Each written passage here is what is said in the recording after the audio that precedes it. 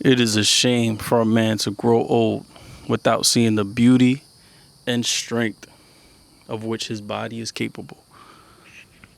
My boy Socrates, man, spitting them gems right there. It really is a shame. When you walk around and see the average male, I mean, men and women today look a hot mess, right? But I'm speaking to the men specifically. The average man is a mess. Doughy, fat, just look like Jabba the Hutt.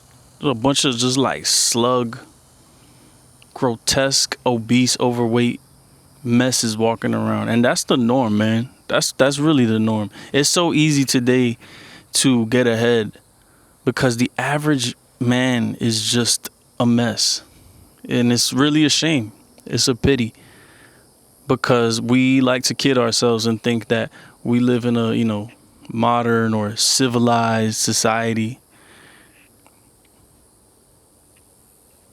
and it's really not that, man. At the core, you strip away all the niceties, you strip away all the modern conveniences, right? You take away all the indoor plumbing, you take away the Chick-fil-A, the drive-through. Matter of fact, I'm saying all that as an extreme scenario, right? Maybe you might be hearing me say this right now and you're like, whoa, that's extreme. That's not, you know what I'm saying? When is that gonna happen? That's some prepper fantasy or whatever. Fine, cool, I'll give you that. Even with all the niceties and modern luxuries we have, you go to certain areas in the country and you better keep driving through. If you ain't from there, you better keep it moving. You know it, I know it. Why? Because we know the reality that is violence. Humans are capable of some of the most beautiful, amazing, selfless acts, right? But insofar as you can reach heaven, those same roots reach down to hell. And people are also capable of such atrocious, monstrous, brutal acts that you couldn't even possibly wrap your head around. But that's the brutal reality. And people, unfortunately, man, we're creatures, we're selfish creatures because out of necessity, out of habit. And people, again, that's not to say everybody's bad or everybody is out to get you and all this stuff, but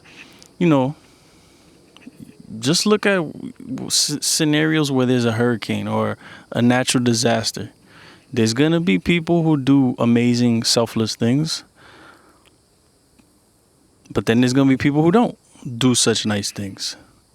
There will be people that will come looking to see what you got because they don't have it and they see that you got it and they want it. And if they have the means to take it, they'll try. And now what are you going to do about it? Call the police? Hello, there's someone. What you going to do?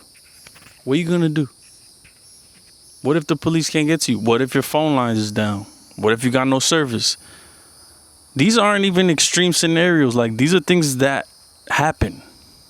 They happen, they have happened, they will happen. Just because it might have not happened to you doesn't mean it won't ever happen to you. Right?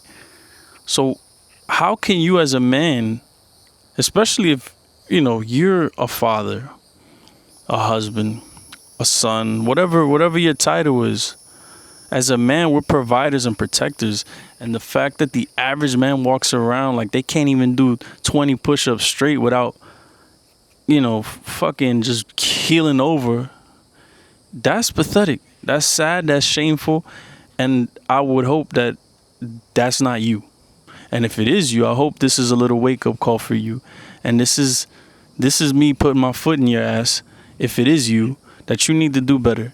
And if not for yourself, do it for people that you love, man. People that look to you as a leader, protector, provider. Because again, at the end of the day, there's wolves out here, man. The wolves are out here. Be it we live in the most prosperous, peaceful times, be it we live in the worst times, or anything and everything in between. You got to always be ready. You got to always be capable of violence. Is that unfortunate? Is that something you want to hear? Maybe, maybe not. I don't know. Right? I don't know. I'm not giving my opinion on it one way or the other. What I'm saying is what is, not what I wish it were to be or what you should hope it to be. No. Life is what it is, and we have to be pragmatic about what is and how to navigate that, right? And so at the very least, you need to be, listen, I understand sometimes financially we're not able to do certain things, right? Ideally, you should be taking up some kind of boxing, some kind of self-defense, right? Muay Thai, jiu-jitsu, whatever, kind of piques your interest, wrestling. I definitely recommend and push that as a man, you pick up some kind of training, some kind of martial art. Again, we're not all financially in that position. Oh, excuse me, damn. We're not all in that financial position, right? And I understand that. That happens. But push-ups are free, man. Push-ups are free. Pull-ups are free. Dips are free. Okay? Go out into the damn wilderness and find stones and stuff. I'm really into, I don't know, it sounds kind of niche. I don't know if it is or not, but like functional training, right? All training is functional at the end of the day. But I really like this kind of unconventional, like sandbags and kettlebells and clubs, and like, you could find some good deals. You could find stuff used. Like, there's no need as a man for you to not be able to put in some kind of work, man, to build up your strength, to again be at least capable of defending yourself and people you love. It's important to do that. Pick up a sandbag, man. Check this out right here. I wasn't ready to do this, but it is what it is. Impromptu, I guess. This right here. Hopefully the mic is still picking me up. This is a 100-pound sandbag. It's nothing too crazy. It's 100 pounds. I got another one back there that's kind of like, it's like 200 pounds, but you could fill it, refill it, take it out. This one is kind of just, it's closed off. You could still open this one up, but it's not. It's really kind of just 100 pounds is the limit. That one you could add or take away, right? But there's so many things you could do with this. You could do squats, you could do shoulders, you could do carries. I love the sandbag because this emulates, like, tossing a person. They kind of fight back. Sandbags kind of fight. You got to fight to lift them. You got to fight to move them around and stuff like that. You got your kettlebells, right?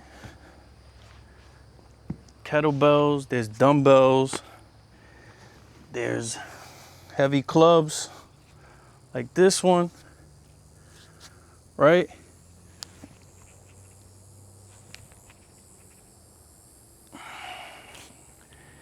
Different tools, man, for different jobs. Honestly, at the end of the day, like I said, anything's better than nothing. And it's a scary world out there, man. It's a scary world. And you need to be even scarier. Some shit out there could really bite, and you need to be able to bite back. You need to be able to have fangs and claws and teeth and show the rest of the world that you're not to be tried.